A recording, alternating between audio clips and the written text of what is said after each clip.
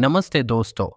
Imagine you're standing in a giant room, but instead of just looking left and right or forward and backward, you can also look straight up and down.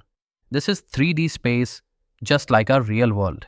In mathematics, we represent this space with three special lines called axes. These are the x-axis, the y-axis, and the z-axis. Picture them crossing perfectly at one point we call the origin, written as O with coordinates 0, 0, 0. That's the heart of our 3D system, where all three axes meet. Now, every point in this three-dimensional space can be described by three numbers called coordinates, written as an ordered triple. X, Y, and Z. Think of these as distances measured from each axis. For example, the x-coordinate tells you how far a point is along the x-axis, the y-coordinate along the y-axis, and the z-coordinate along the z-axis. These axes create three flat surfaces called coordinate planes.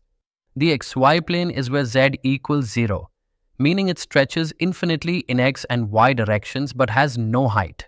Similarly, the yz plane is where x equals 0, and the zx plane is where y equals 0. Together, they slice the space into smaller parts. Speaking of parts, these three planes divide space into 8 sections known as octants. Each octant is a unique combination of positive or negative x, y, and z values, kind of like 8 different rooms in your 3D room. To keep our coordinate system consistent, especially when visualizing it on paper or 3D models, we use a neat trick called the right-hand rule.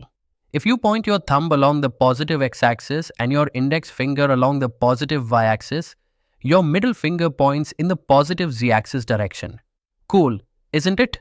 Picture in your mind a 3D set of axes, with the three coordinate planes labeled clearly and a space around divided neatly into these 8 octants. This visualization helps us understand the playground where all 3D geometry games happen. Ready to explore more? Let's now zoom in to understand how exactly we locate a point in this 3D space. Suppose we have a point P somewhere floating in space.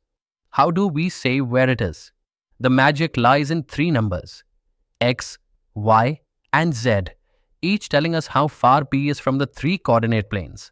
Think of dropping perpendiculars from point P straight down onto each of these planes. The length of the perpendicular from P to the yz plane gives the x-coordinate. Similarly, the length to the zx plane gives y, and the xy plane gives z. So, when we write P as the ordered triple x, y, z, it means x equals the distance from point O along the x-axis to where the perpendicular from P meets the yz plane. Y equals the distance along the y-axis from O to the zx plane intersection. Z equals the distance along the z-axis from O to the xy plane intersection. Remember, these distances are signed positive or negative, depending on which side of the origin the point lies. For example, if x is less than 0, y is greater than 0, and z is less than 0, we say P lies in the fourth octant. Imagine a 3D diagram showing point P, with little dashed lines dropping perpendicularly to each coordinate plane, helping us see exactly how the coordinates measure those distances. So, by knowing just these three numbers, we pinpoint any location in space. Pretty powerful, isn't it?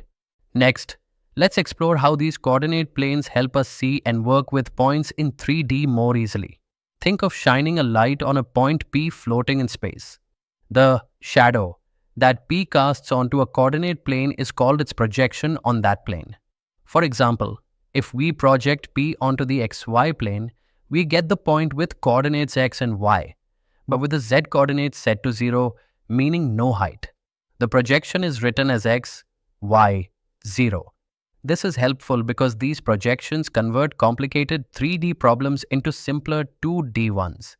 Instead of juggling three numbers, we focus on two at a time, making calculations and visualizations much easier. Similarly, PS projections onto the yz plane and zx plane set x or y to 0 respectively, giving us corresponding shadows that tell us about P's position along the other two axes. Imagine a cube with point P inside and dotted lines dropping down to each of the three coordinate planes. This helps us see the three projections clearly like PS footprints on the floor, wall, and the side wall. So, coordinate planes and projections are like useful tools that break down the complexity of space into manageable parts. Let's now talk about how the signs of the coordinates x, y, and z help us classify any point in space. Remember, the three coordinate planes divide space into 8 octants, each corresponding to a unique combination of positive and negative signs in the coordinates. For example, the first octant is where all x, y, and z are positive. You can think of it as the front right up corner of your coordinate cube. The second octant flips the sign of x to negative, but keeps y and z positive, and so on. Once you internalize the orientation of the axis and know which side is positive and which is negative, classifying a point becomes like solving a fun puzzle. Imagine a 3D cube labeled with numbers for each octant and sample points written with their coordinate signs, giving a clear picture of these spatial divisions.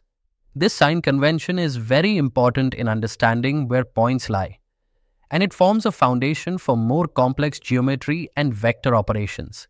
To wrap up today's lesson on coordinates of a point in space, let's recap with some key formulas and ideas. First, any point P in 3D can be written as P of x, y, z, where x, y, and z represent distances from the coordinate planes yz, zx, and xy respectively.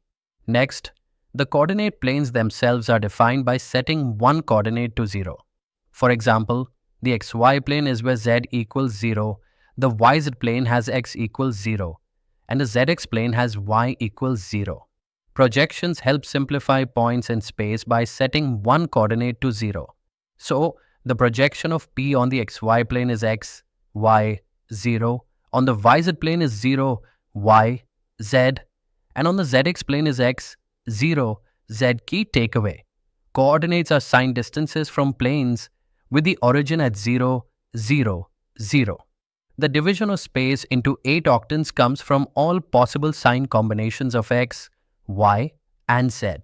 Finally, projections give us a neat way to translate 3D problems into 2D ones, making calculations simpler. Soch ke dekho.